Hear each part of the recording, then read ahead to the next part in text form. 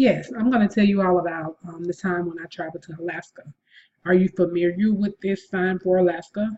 I know most people do the AC coming from your forehead to your face, but this is a sign that they tend to do for Alaska.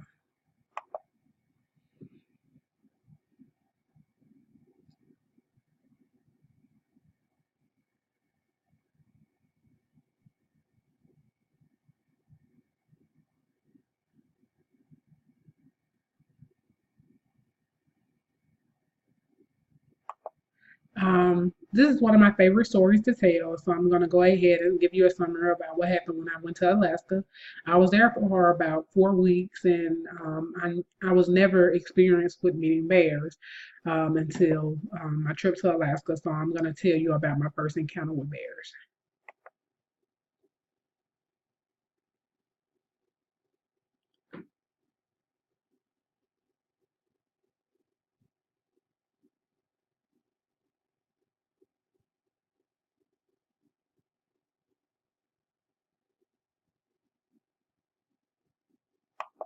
So when we finally arrived to the camp, it was raining and it was very wet and it was freezing cold. So once I got to the camp, we kind of just waited around for the rain to cease.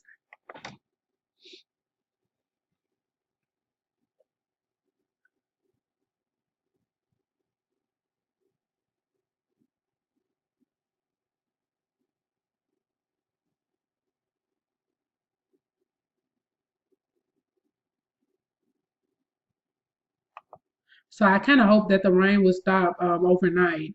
So basically, we just rode around and we kind of glanced and saw the different sightseeing things to see while we were there.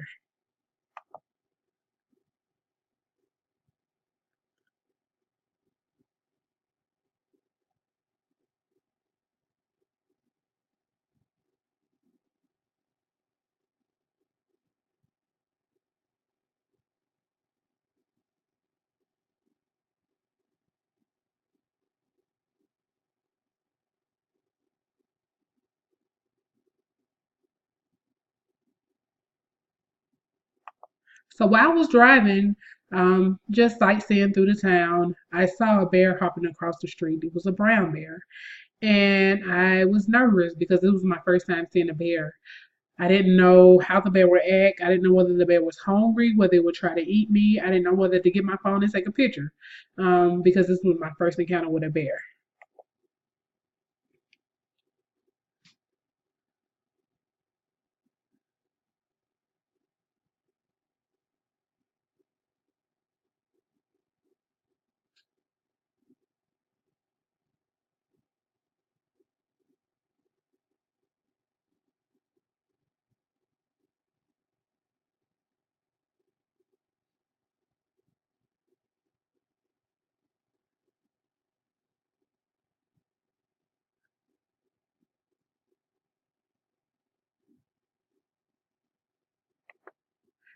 So I was kind of nervous, but the car that I was in, it didn't have a power window, so I had to actually grab the handle and roll the window down. And I was kind of nervous the whole time. So I took out the camera, or well, I took out my device so I can get ready and take a picture. And I noticed that the bear had already left. So I continued driving along, and it continued raining after arriving to the camp, and it still was cold and wet. And I was kind of nervous because I didn't know whether the bear would maybe come to the camp because I had seen the bear not far from where the camp was.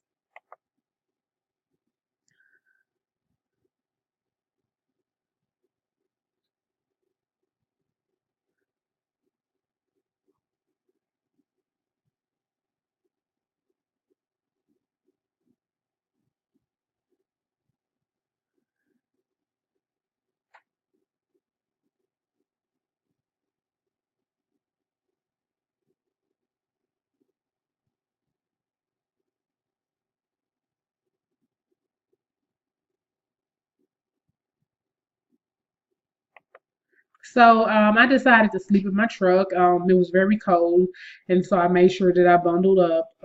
It was only for 3 hours, but it was comfortable because the seats in my truck were able to let down, so I was able to lay down. And also in the summertime in Alaska, it doesn't get dark; it's very bright. So I had to be patient with the light while I was trying to go to sleep.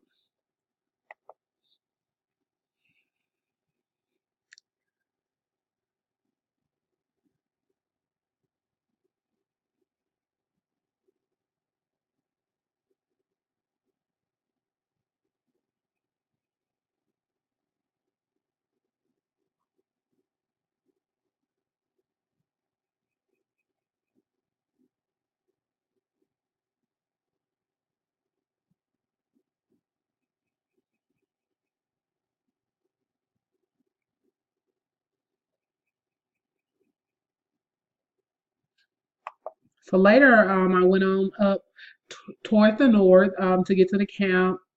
It was about 30, 40 miles from where I was.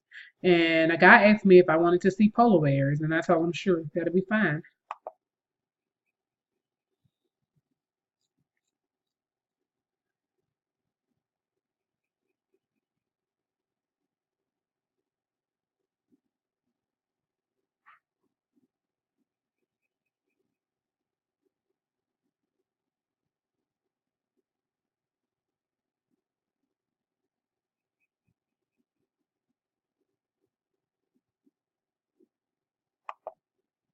So we couldn't drive up there, so we walked. And as we walked, and we finally made it to the place where the polar bears were, I saw two polar bears sitting on two big things of ice, and I saw them jump down in the water.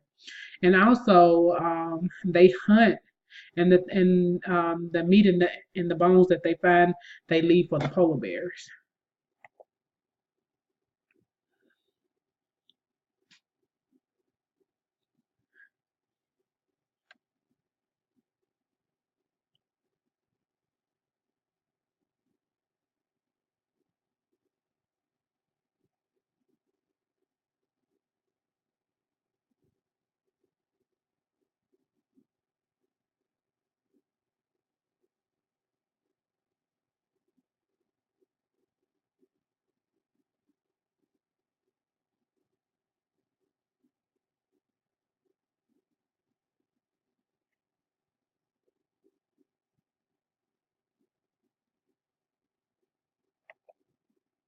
So the reason for doing that is because they didn't want the bears to come to town.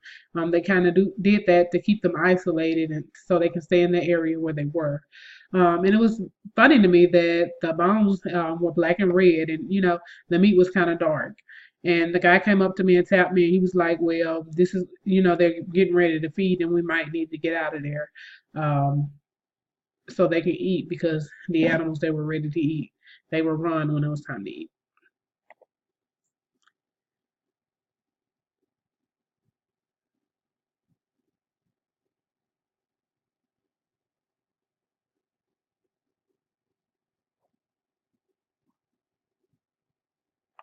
So we kind of went back and we waited, and finally they came to eat, and then I saw that the only thing that was left was the fur from the fox. The body, the meat, and the bones were gone, but you still could see the fur.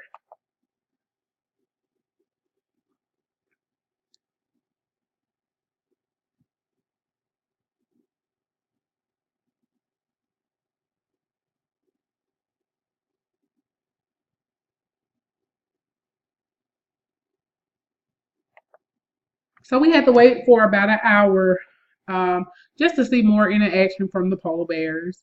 And it was like the sun moved. The sun was at the back, and it's like the sun moved toward the front of us. And I've never seen that before.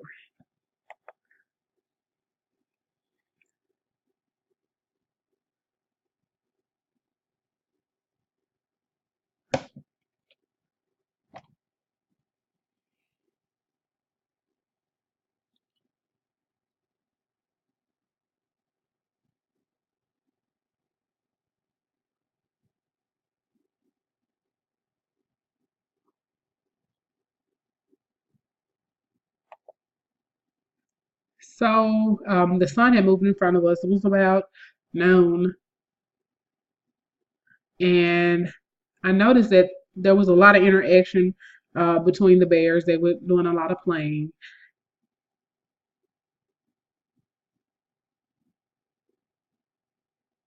and also it was very cold out there. It was about 30, 33 degrees out, so it was freezing cold out.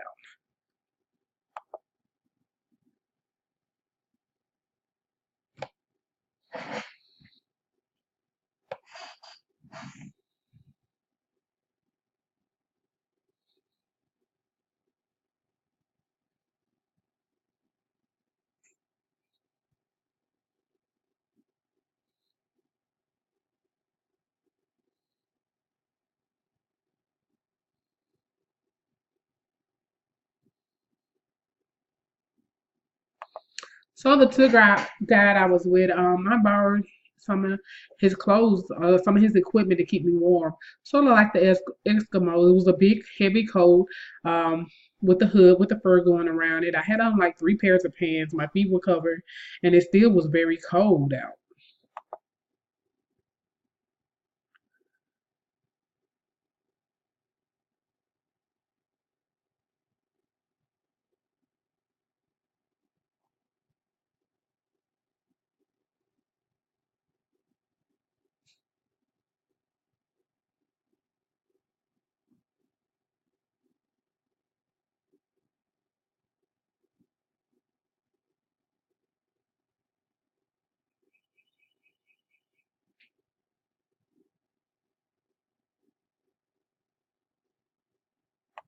So it took us a while before we arrived back to town, and I was so cold that I could barely walk.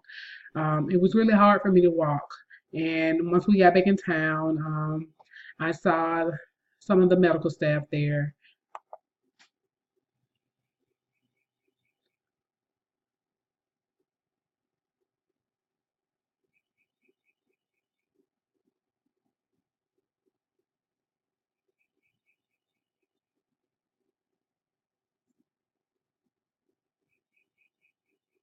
And they advised me to go ahead and take everything off. And then when I got back, I looked at my bags and I had an emergency blanket in there. And I wanted to just try it to see whether it worked or not.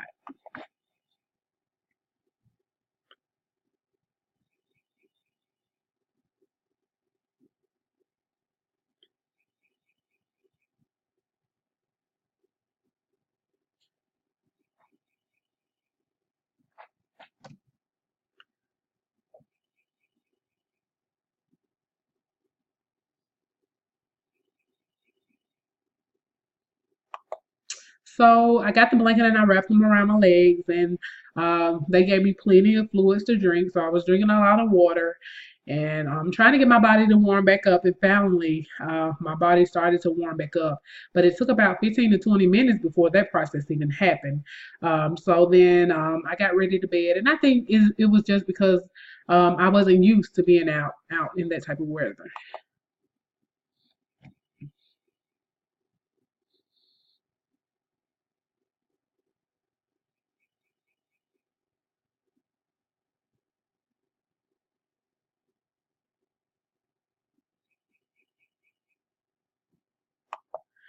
Yeah, so that's it. And yeah, I liked it.